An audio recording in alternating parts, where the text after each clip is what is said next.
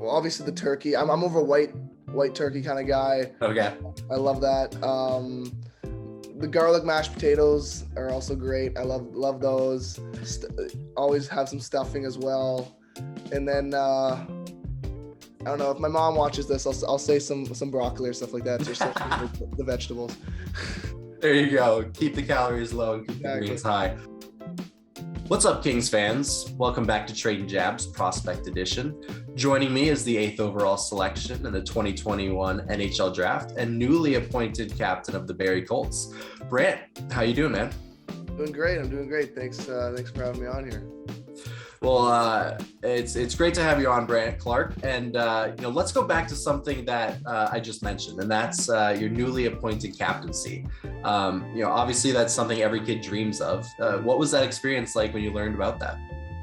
Yeah, it was kind of like we were already a month and a bit through the season, so honestly I was thinking maybe we'll just stick with A's for the whole year. I wasn't really expecting much, and then our coach kind of came in. He was just talking about past captains and stuff like that. It was kind of a cool moment. He was just kind of talking to our team about, Barrie Colts greats and stuff like that. And he just said, and he just awarded me the new captaincy. And that, it was a really special moment. all the guys were there. They were all crowding around me, again, really fired up for me, I guess you could say. So yeah, it was a really cool feeling. And I like I said, it's a crazy honor and one of the greatest accomplishments of my life to be recognized that highly by my peers.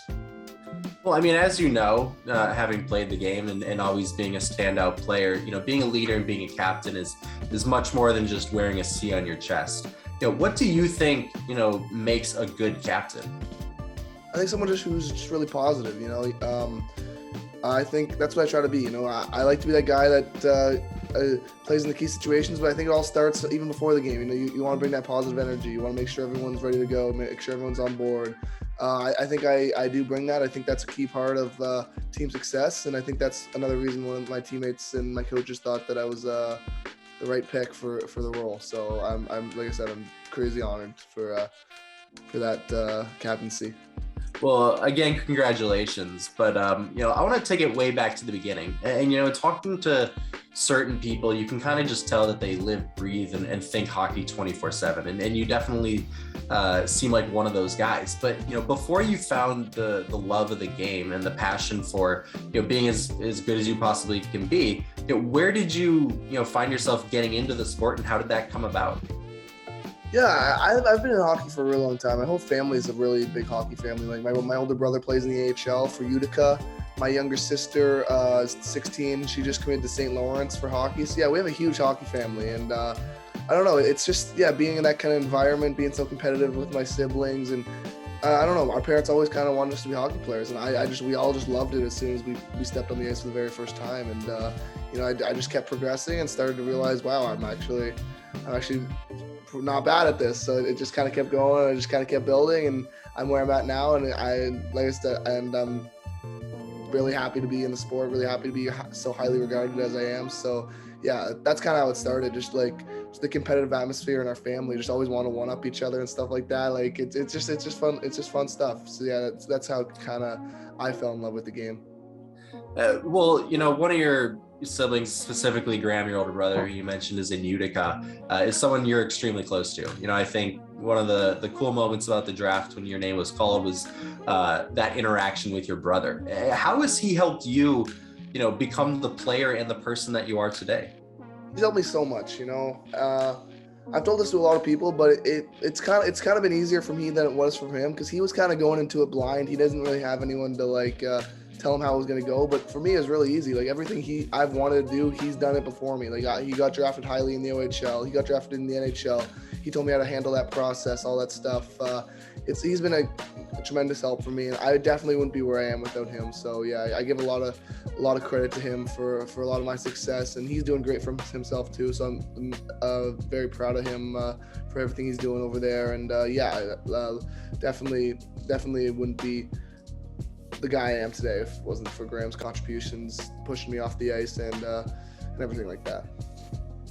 Well, you get drafted by the Kings 8th overall. It's, a dream come true. You come to development camp. have a great camp, and then you're set to go to Arizona for the rookie showcase, and we find out that you're sick, you've got mono. What was that experience like first, in development camp, and what you learned, but also, having to deal with, not being able to play, not being on the ice, not being healthy for quite a while? Well, development camp was great. It was obviously cool to get that first NHL experience, like meet all the front office staff and stuff like that. But also the on ice play. Like the Kings have a tremendous prospect core, like probably the best in the league. So it almost feels like you're playing NHL hockey out there, because there's just these crazy good players out there. So yeah, it was definitely a wake up call that like this is the speed that you want to get to. So it was really good for me. I thought I fit in pretty well, and I was hanging with all the guys off the ice and stuff like that. So that was great. I really loved that experience. And then I came out for rookie camp and was about to head off to rookie tournament. But right when I kind of got to LA, like I just I don't know, I had like a kind of like a scratchy throat the whole time, and I thought I had strep throat, but they did blood work on me and it was mono, and I was definitely devastated. They sent me home, and rookie camp was going to transition right into main camp, and I didn't get to do that with the pros either. And I was definitely looking forward to showcasing myself in that kind of situation with the big guys. But that just didn't work out like that. Obviously it was upsetting, but I'm here now. Luckily I got right back into my Barrie season. It didn't affect me that much. I kind of hopped right back into season play, and I didn't feel like I was worn down too much. That was a positive to take out of the whole thing. Just trying to look on the bright side, because it wasn't. That's all you can do, and it's in the past now. So I'm looking forward to next year's camp. But it was definitely not ideal. It would have been nice to just be alongside all those guys and see and be with all the pros and just do those scrimmages and stuff like that. But there's always next year.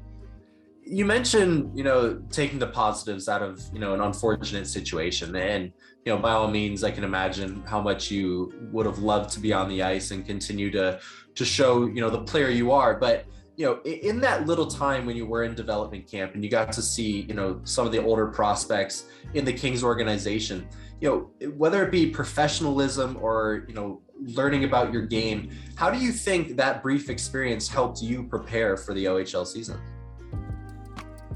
It was great for me. It was a lot of those guys. That was their like third, fourth development camp, and I did get to see some of the pros. Some of them trained there in the summer. So when I was there for development camp, they were doing practices like after us and stuff like that, and they're taking that like super seriously. It's just like that's just the pro lifestyle, and it was cool to be around that. It was cool to kind of intake that, and that almost helped me get going back to the captaincy thing. That almost helped me with that too, because I saw what it was like. I saw how you have to prepare and all that stuff. So that was huge for me, and I kind of brought that back to the team, and that kind of ties into the whole captaincy thing as well. But I don't know. Yeah, it was just great for me to just be around that environment, and everyone seems great in the front office and the staff and the prospects. So yeah, I'm really looking forward to the future with the Kings, and when I get to stay out there permanently, that's gonna be really fun. Well, we know you're obviously talented as an individual, and you're a vocal leader. You're someone who, not only leads by example, but has that upbeat and positive attitude. As the captain of the Barrie Colts, to finish off some of the hockey questions here, if Brandt Clarke and the Barrie Colts have a successful season, what happens? I don't know. I don't know. I feel like in the moment, that'd be awesome. That's the end goal. We have a really strong group of guys that I think we are gonna have a successful season. But after that, hopefully I've put myself in the right situation to make the Kings next year. They've had that expectation for me. I saw them when they were in Toronto. They talked to me that they want me to be prepared for that. They want me to do the best I can to prove that I deserve a spot next season, and I am.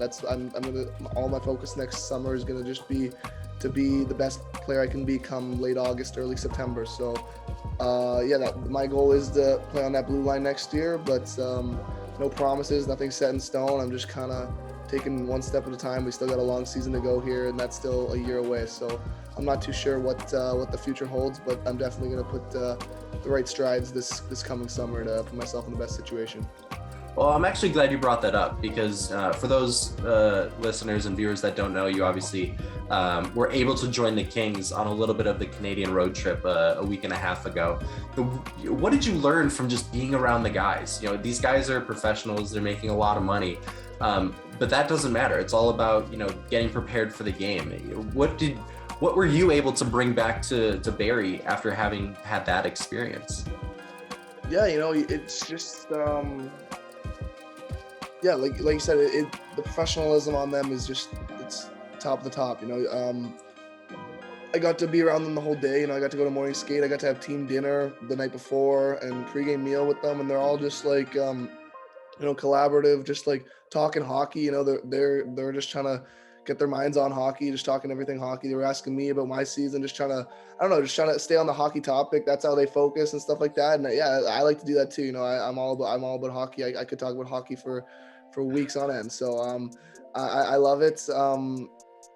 Yeah, I think that's just how they kind of focus in. And there's sometimes like the bus is leaving at like 11 o'clock, everyone will be there at 10:40. Like that's just kind of the attitude that they have, and that's kind of what an eye-opener for me. Like, wow, like you really do have to, like, it's all the details. You don't want to hold anyone up, you don't want to stick out in a negative way by any chance. So yeah, it was great to be around them. It was great to see how they hold themselves on game day and stuff like that. And yeah, being able to watch the game, and it was a big win for the Kings too. So everyone was happy. That made it all that better. So yeah, it was really fun. Then I got to joke with the guys after that I'm 1-0 so far. So that was pretty funny. Yeah, well, you're undefeated, and hopefully we can get you on more road trips and maybe even on the ice soon enough. But we'll hit you with some quick hits here and just some random questions, get to know you a bit. What is your favorite song currently?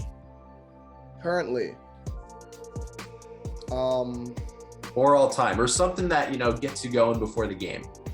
Gets me going before the game. I feel like that's an easier question for me. For sure. I like Nothing But a Good Time by Poison. That gets me going. That's always the last song that's in the car when I get right before the game. I love that song. It has a great chorus and everything like that. So yeah, that's definitely the go-to for me. Let's go with if you could get dinner with any celebrity, dead or alive, who would it be and why? I feel like this answer could change by the day. Yeah, for sure. Yeah. Right now, I feel like I want to go Tom Brady. I don't know, just the winning mentality that guy has. I've said him before when people ask me that question. I still stick with that answer. He just 7 championships, the way he prepares, the way he's kept his body in such good shape at how I think he's like 44 now. So yeah, I would just like to pick his brain apart. I feel like that'd be really useful for my time. No, it's a phenomenal answer. Lastly, you may be Canadian and your Thanksgiving is come and gone, but American Thanksgiving is tomorrow. And with that, I'll give you the final word on, your must-haves for a good, Thanksgiving dinner, maybe a Mount Rushmore of what you've got on your plate. Well, obviously the turkey. I'm over white turkey kind of guy. Okay. I love that. The garlic mashed potatoes are also great. I love those. Always have some stuffing as well. And then I don't know, if my mom watches this, I'll say some broccoli or stuff like that. Just the vegetables. There you go. Keep the calories low and keep the greens high.